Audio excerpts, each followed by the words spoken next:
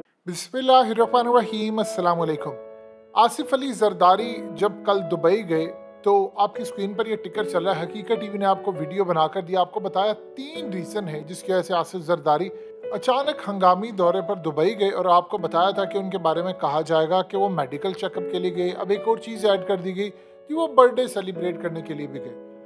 अब आपको कहा था कि उसमें एक अहम तरीन मीटिंग होगी उनकी एक अहम शख्सियत से।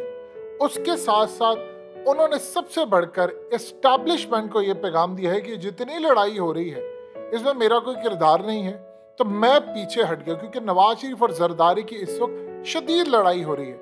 और तीसरी जो सबसे बड़ी सूरत हाल है कि वो अपना पैसा और चीजें जो है वो समेट रहे हैं, क्योंकि मुल्क के हालात जिस तरफ है वो चीजें सारे इस वक्त पाकिस्तान का जितना माफिया वो चीजें अपनी समेट रहा है। अब जरा सारी सूरत हाल समझ रहे असल में मामला हो क्या रहा है। देखिए, इस वक्त आसिफ अली जरदारी के साथ मामला तय किए जा रहे हैं, नवाज शरीफ के साथ किए जा रहे हैं, फजलुर रहमान के साथ, शहबाज शरीफ के साथ और हमजा के साथ। मामला कुछ इस तरह तय है कि जब ये खालिया इलेक्शन हुआ तो उसमें शहबाज शरीफ रिजाइन करने के लिए तैयार हो गए थे, बिल्कुल असम्बलियाँ तोड़ने के लिए तैयार की। इवन के असद उमर ने भी खबर ब्रेक कर दी। उसके बाद आप सब जानते हैं कि असम्बलियाँ तो डिसॉल्व करने के लिए ये लोग तैयार हो गए थे, साथ हमजा भी तैयार थे, लेकिन आसिफ जरदारी ने मना किया और कहा कि मैं बात करूंगा। अब आसिफ जरदारी ने इनको रोक के रखा। नवाज शरीफ को भी कहा, नवाज शरीफ बरम आसिफ जरदारी पर कि आपकी वजह से पार्टी सारी तितर बितर हो रही है। अब सूरत हाल ये है, आप ये देखिए घंटों के हिसाब से चीजें बदल रही हैं, यानी घंटों में अभी कोई खबर है, घंटे के बाद कुछ सूरत हाल है। आसिफ जरदारी के साथ प्लान अब ये किया जा रहा है कि आसिफ जरदारी इसमें कूदें, गो हेड मिले तो उसके बाद पूरे का पूरा निज़ाम जो है वो अब इलेक्शन की तरफ चला जाए, यानी असम्बलियाँ डिसॉल्व की जाएं, पंजाब की भी, वफाक की भी, और ये सारे आगे जाए। अब इसमें एक शख्सियत खड़ी हो गई है। आसिफ जरदारी से बातचीत हुई है कि अब आपने असम्बलियाँ डिसॉल्व करनी है, आप आगे जाएं, क्योंकि आसिफ जरदारी को फ्रंट पर रखा था। आप जब अमेरिका के हवाले से खबरें सुनते थे, इमरान खान ने कहा था कि साइफर वहां से आया है, व्हाइट हाउस की साजिश है, तो बिलावल कहता था नहीं ये व्हाइट हाउस की नहीं, बिलावल हाउस की साजिश है, क्योंकि प्लान ये बना था कि अगला वजीर आजम बनाना है बिलावल को। अब आसिफ जरदारी ने तो ये जो सारा काम किया, इनको मनाया, उसमें शहबाज शरीफ को वजीर आजम बनवाया। नवाज शरीफ असल में मान नहीं रहे थे शहबाज शरीफ के लिए, और सारा मनाने वाला तो आसिफ जरदारी था। तो आसिफ जरदारी को कमिटमेंट ये थी कि बिलावल अगला वजीर आजम बनेगा। अब जो कमिटमेंट थी वहां से भी हाथ हो गया। अब मसला यह है कि आसिफ जरदारी को कहा जा रहा है कि सब बंद गली में चले गए हैं। अब आपको मानना पड़ेगा, आप इस चीज पर बात करें। एक तरह आसिफ जरदारी के साथ मामला तय हो रहे हैं, नवाज शरीफ और फजलुर रहमान खड़े हो गए। उन्होंने कहा जी नहीं, जरदारी जो मर्जी फैसला करे, हमने असम्बलियाँ नहीं डिसॉल्व करनी, ना हमने अदालतों के फैसले मानने हैं, ना हमने असम्बलियाँ डिसॉल्व करनी है। मरियम ग्रुप इस वक्त पूरी तरह लड़ेगा और लड़ने के लिए तैयार है, यानी पूरी तरह लड़ने के लिए तैयार है। अब जानते हैं कि आज सुलेमान शहबाज जो कि शहबाज शरीफ के बेटे हैं, उसकी और तलत हुसैन की लड़ाई होगी, जिसमें उसने कहा कि मरियम नवाज के खिलाफ प्रोग्राम आप लोग करवाया करते थे, यानी शहबाज ग्रुप मरियम नवाज के खिलाफ प्रोग्राम करवाता, जिस पर उसने उसे गालियां दी, कहा तुम मक्कार हो, झूठे हो, फलाना हो। यानी तलत हुसैन बता रहा है कि शरीफ खानदान में लड़ाई है, शहबाज शरीफ खानदान मरियम नवाज के खिलाफ प्रोग्राम करवाता था, बातचीत करता था। वो कहते जी मरियम नवाज खानदान शहबाज शरीफ के खिलाफ जाते थे। अब इस लड़ाई में शहबाज शरीफ ये चाहते हैं, आसिफ जरदारी भी ये चाहते हैं और हमजा भी ये चाहते हैं कि असम्बलियाँ डिसॉल्व हो जाए और हम इस्टेब्लिशमेंट से कोई लड़ाई ना लड़े, इमरान खान भी ऑन बोर्ड हो जाए और बैठकर ये इलेक्शन की तरफ मामला जाए। नवाज शरीफ और फजलुर रहमान अड़ गए हैं, वो कह रहे हैं जी हमने ये नहीं होने देना। नवाज शरीफ को ये लग रहा है कि ये सारे डील करे। उसने मरियम को कहा कि नहीं, तुमने एंटी एस्टैब्लिशमेंट बयानियां लेकर आगे चलना है, वो बयानियां जो इमरान खान लेकर गया और पूरी अवाम उसके साथ खड़ी हो गई है, क्योंकि इमरान खान के साथ उसकी सारी पार्टी थी, यहाँ तो मेरा भाई मेरे खिलाफ है।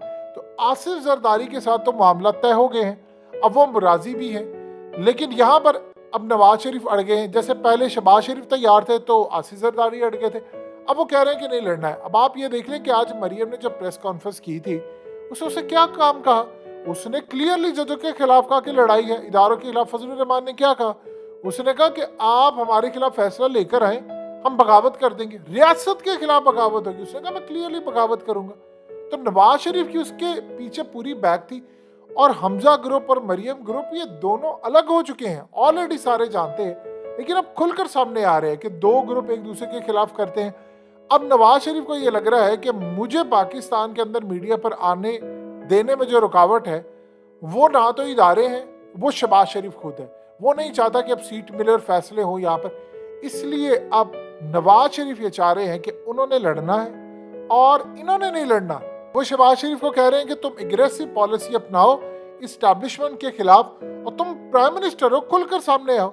और हमजा को भी कहा है, लेकिन वो कहते जी हमने नहीं जाना, क्योंकि उनको पता है अच्छे बच्चे बनकर इन्होंने मामला तय किए हैं किसके कहने पर। अब देखिए जावेद लतीफ जब आकर कहते हैं कि हमसे अदम एतमाद करवाई गई थी, तो लोग पूछते हैं किसने करवाई थी।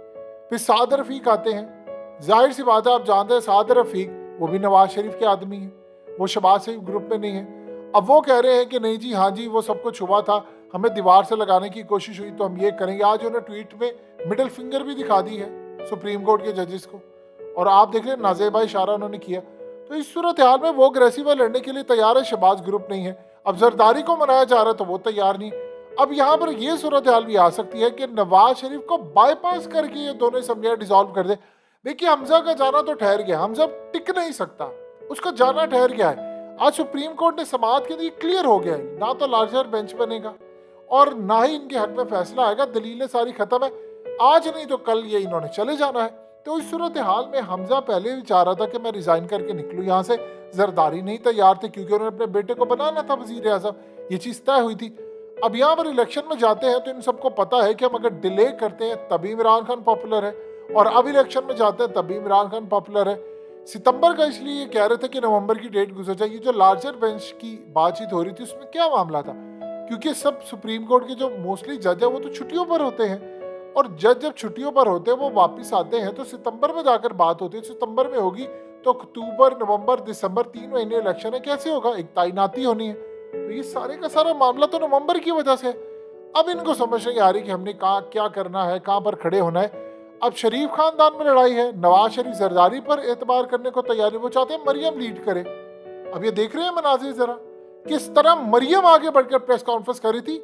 शहबाज ग्रुप का बंदा नहीं था, उसके पीछे फजल रहमान थे, बाकी सारी पार्टी। तो तासुर ये क्या है कि नवाज शरीफ असल में लीड कर रहा है, और हमजा शहबाज को समझ नहीं आ रही, कभी वो ओत उठाता है, कभी वो जाता है, कभी उसके बंदे आते हैं, यानी वो इसी चक्कर में लगा हुआ है, आना जाना, और उसको पता है उसके फिर जाने का टाइम आ गया। ये असल में जो सूरत हाल इस वक्त चल रही है ये बड़ी हैरान कुन है, और इसमें आसिफ अली जरदारी के मामला तो तय है। लेकिन आज देखिए एक चीज़ आप जहन में रखिएगा, सारे इस वक्त बंद गली में दाखिल हो चुके हैं सिवाय इमरान खान के, क्योंकि इमरान खान का तो सबसे ज़्यादा फायदा हुआ इस पूरे खेल में, वो तो आगे बढ़कर आ गए हैं। तो वो आगे बढ़कर आ गए हैं, तो इस सूरत हाल में आप बताइए कि अब फिर कहा जा रहा है चीज सारे मुल्क की मफाद में फैसला करें। तो भाई नहीं गिरानी थी इमरान खान की हुकूमत, उस वक्त नहीं मानने थे अमरीका के फैसले, नहीं अमरीका को कहना था कि इमरान खान ये गया फलानी, यानी ये सारी सूरत हाल। अब आप जितनी मर्जी क्लीन चिट लेने की कोशिश करें, लोगों को समझ आ गई। लिहाजा इस मुल्क की जो सूरत हाल है आप जानते हैं डॉलर कंट्रोल से बाहर है, असल में मुल्क डिफॉल्ट होने के करीब है। तो ये प्लान ये करे हैं कि इमरान मान जाए, सारे मान जाए। अब नवाज शरीफ अड़ गए हैं, अब इस सूरत हाल में हालात तो ख़राब हैं।